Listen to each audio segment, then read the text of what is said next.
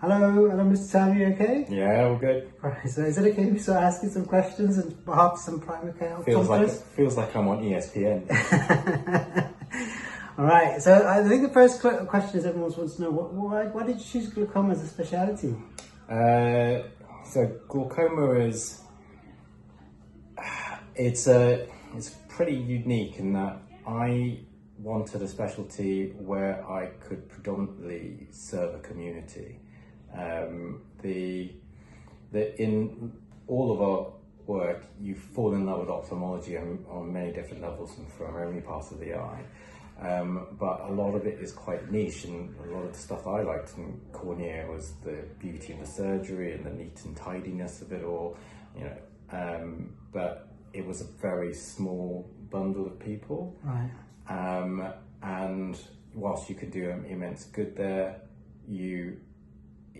it's not quite like saying, well, I get to make large grand scale changes for 6,000-7,000 people by design change alone. Mm-hmm. So there's loads of stuff about how you put an arm over a community. Yeah. And how one person can lead those changes and it's like I was telling you before, it's got that community aspect to it, it's got a surgical aspect to it, it's got a whole medical part of it, because we're medical first. We look after the person as doctors and clinicians first, and ophthalmologists, optometrists, allied health professionals second, as a close second. So it's constantly switching on your brain for it. But my greatest change isn't the 200 trams I do in a year. My greatest change is by imparting and leading a team that allows us to make grand scale changes for 6,000 or 7,000 or 8,000 people, so that we can shine that light on them to highlight that person when they're going awry, when they're declining. Because it's the discovery of progression that can change somebody's trajectory in their life. And by making switches and design changes up here, and by looking over the whole and purveying the whole area, we could save it, 7,000-8,000 eyes, and make sure that they never go into that severe sight impairment category, and keep them seeing for the rest of their lives in a climate of a disease that's incurable and only manageable. Right. It's about that community, that quality of life within that individual patient. It's all of it. Yeah. Everything we try and do, we're trying to make that, in a world where we can't make them see any better because we can't cure glaucoma, we can make their lives better by reducing their medications, by getting to them earlier so that the trajectory has some reservoir of sight and nerve fibre layer left. If you get to them early, they've got a bigger bank of that, so you can get them to their 90s with a better residual tank, and it's largely my favourite age group. Good. And the next question is, I believe you're involved in the IT's aspect of open eyes. Yeah. Any updates? I like the second question. 10-minute interview. Yeah. You don't ask for much. So could you give us an update on open eyes? So as of April the 1st, I drew a line with government and our department on what we were looking at from delivery in terms of an open eyes perspective, because over the last 2 years we had gone back and forth, and I never really felt like there was enough tractional change. So we did a couple of hard-hitting talks with some targeted members of Parliament, and by about 2 weeks or 3 weeks in, lo and behold, we get a mandatory letter enforcing that open eyes be deployed, and as an incentive they would give us some money to help us engage in that. And it forced our executive team to say, right, okay, well, let's roll up our sleeves now. From Swansea Bay point of view, a deadline, or is it? I set a target to deploy with a mini big bang deployment in September, and we're going to try and concurrently work in primary care from that point of view very closely afterwards, but it is a big undertaking, so watch this space. Great, thank you. What can you expect from open eyes? So Open Eyes is an electronic patient record, right? Fine. And in first deployment, if you want to go full tilt, you'll get like a huge embedding of rich data. But we can't do that because it would sacrifice too much clinical work and the queues would just pile up. So we're going to try and have an economical deployment where the data gets put in at a very cursory level. So you will, what the EPR will do is, as a primary care optometrist, if you have an NHS account and you have the app proxy to Open Eyes, the vision, at least from glaucoma, is that we put in the base data. Right. And anyone who's wondering or left in the dark, when a patient comes into their optometric practice and says, oh, I don't know what happened last week, I saw somebody such and such, you will log on and you can see what such and such did. Yeah. You'll see the visual acuities, you'll see the eye pressures, you'll see the baseline past medical history, past surgical and ocular history, so you'll get context. But it will be very, very basic. And you have to bear with us because when you go from paper to electronic, I've overseen 2 of these type of deployments in my career, and each of them was 12 months of complete pain for the department. Nothing but hate and pain on the digital lead. So as we get past year 1 and year 2, the data will become a bit richer, and a bit richer still, until the point at which we can do away with the hard copy note, and you'll have almost complete context. And the idea is that you'll have seamless data transference between primary and secondary care. So anyone who rocks up in your optometric practice, I keep wanting to say a very popular one, but other optometric practices are available. You should be able to log on and go, right, okay, Mrs. Such and Such, thanks for coming in. I know you don't quite know what happened, but I'll log in and I can tell you what happened, and this fills me in, so I know what's going on. And you can hopefully be able to see the ongoing plan. So if they've been listed for cataract surgery, for example, you'll say, I can see you've been listed for cataract surgery already. And it will hopefully answer a few questions like has this person been discharged from glaucoma? Because I don't really know. Hopefully it will be answering some of those questions in due course. Fantastic. With a PAX Plus or PAC patient, now that they've had a PI and have an open angles, is it still PACS or PAC? So this is a part of diagnostic coding that people don't really realise. Once you've had primary angle closure, i.e. 180 degrees of ITC, and they are on the spectrum for needing treatment. So if they were PAX Plus or PAC or PACG, then once they're treated, even if their angle is open, they are now treated PAC, S plus, PAC, PACG. But they never really get rid of that diagnosis. And there are a couple of reasons why this is useful. Because PI isn't the final common pathway, that's not the final piece of the puzzle. So you have to remember that this disease is one of the most treatable, and if we get it right early enough, they may never ever go into glaucoma. So the goal is to get them fully open, fully safe as quick as possible. And sometimes that means going right to the end of the management plan and getting rid of their cataracts. And the faster we can get them to that, in our minds, the hope is that then they're so much more dischargeable in comparison to any of the primary open angle glaucomas that we see. And people,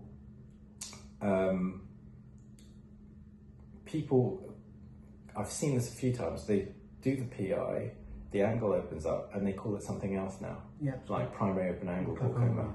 First of all, it can never be primary, because it had a different cause.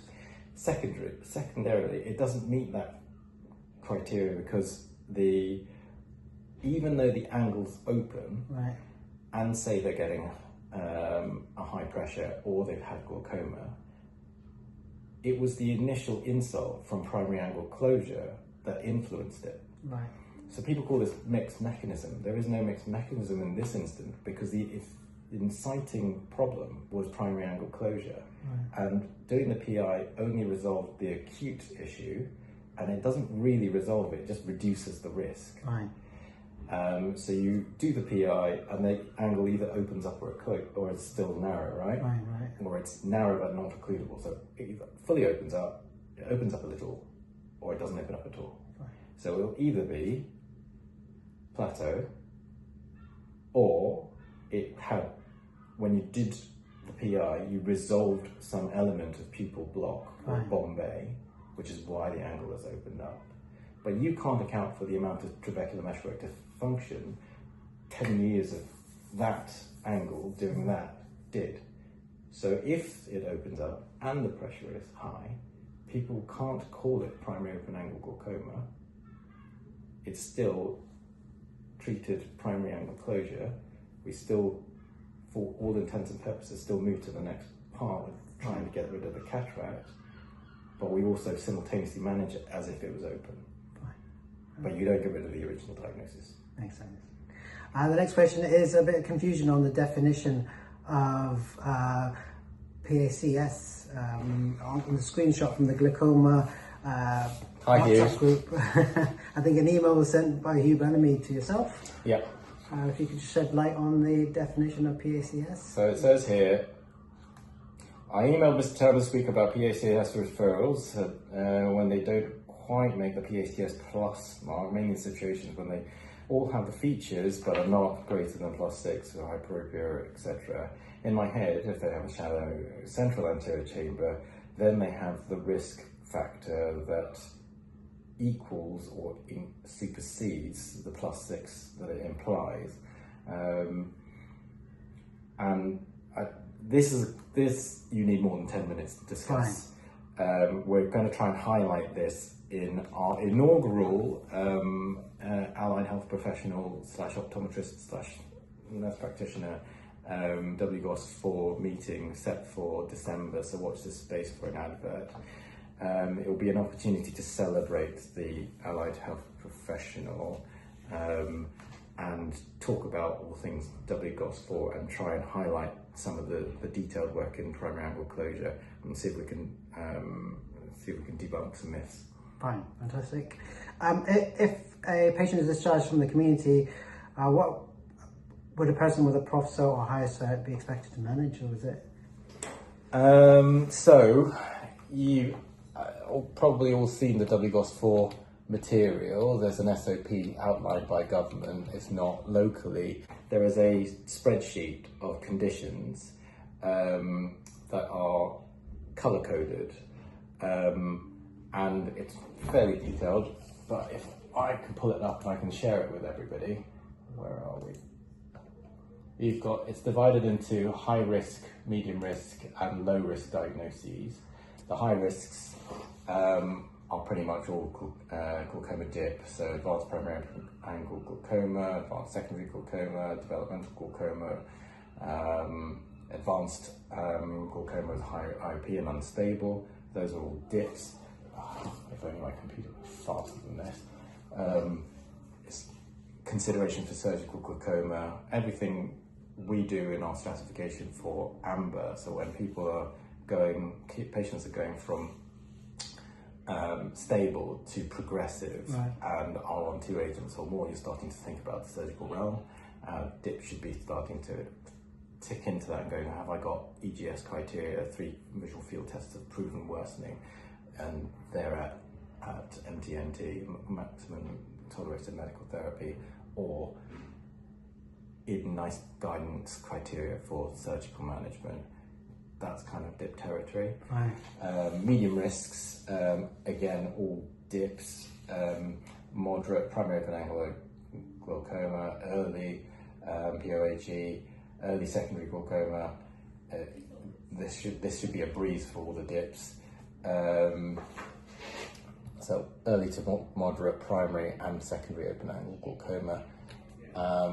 And then in primary care, at least, the low risk diagnoses are for the Prof certs, the higher certs. And I would have to mention that it's probably tactically more advantageous if you simultaneously had IP, because if you see a patient and you see an early ocular hypertensive that's potentially converting into a glaucoma, then you're probably going to want to be in a position to manage it. You want to be able in a position to put a drop on or suggest SLT. And so the things like that are untreated primary OHT, treated primary OHT, PACS, hot topic, PAC, early POAG,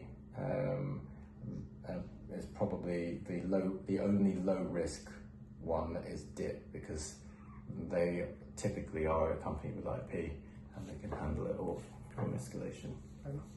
There seems to be a fascination with SLT and primary care optometrists. How would they go about training if they were interested in? So at the moment there's a bit of a queue for training our optometrists for SLT, because I'm the only trainer currently, and I have to feed quite a few mouths because our trainees also need SLT training as part of their competencies, and so do our CSER consultants in order to sign them off.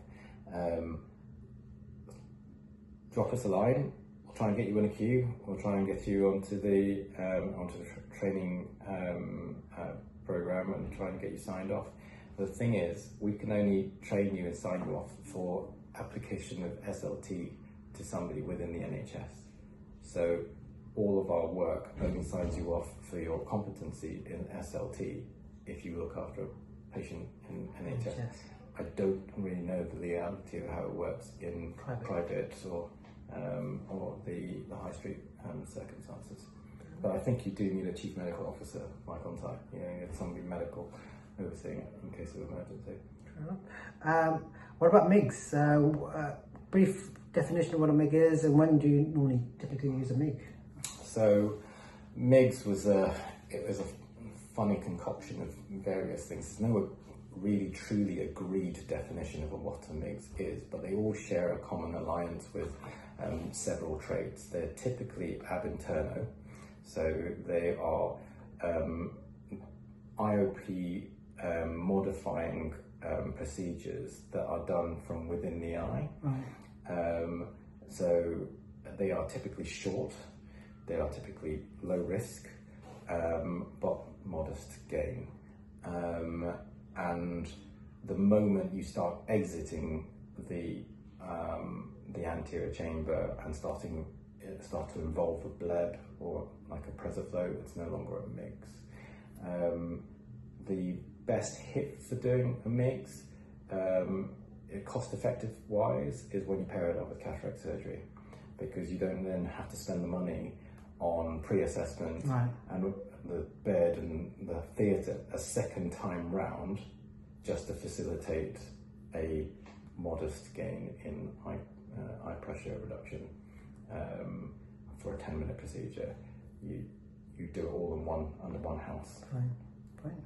And a lot of optometrists are not very confident in gonio. What would you suggest to build up their confidence and come in with us, train with us? Gonioscopy.org is a great resource, but there's no substitute from somebody who is well versed in gonioscopy showing you the nuances at high resolution and then watching you do it and giving you tips and hints. We've done a workshop here in teaching, and we'll try and address it again in the primary ankle closure segment in the December meeting when we hopefully get to see you guys. Right. And then lastly, why do you think a lot of optoms and SC trainees find glaucoma quite difficult? I think that's a bit like I don't know what do your surveys say, because there's been a black shroud over glaucoma. The previous black shroud over glaucoma was, oh my god, it's so boring. But as we discussed, there's a whole bunch of things that you look at from glaucoma which makes it tactically more. You have to be tactically more astute. But I think it might be a combination of not having the right teaching material means or the teaching material methods, and just not trying to, use the right language to convey what is actually going on. And even within the consultant community, I'd say it's probably hard to get coalescence on a lot of themes. So if you've got a bunch of teachers that don't agree on the same subject, then it becomes hard for the candidate. Well, thank you very much. You're welcome. Cheers.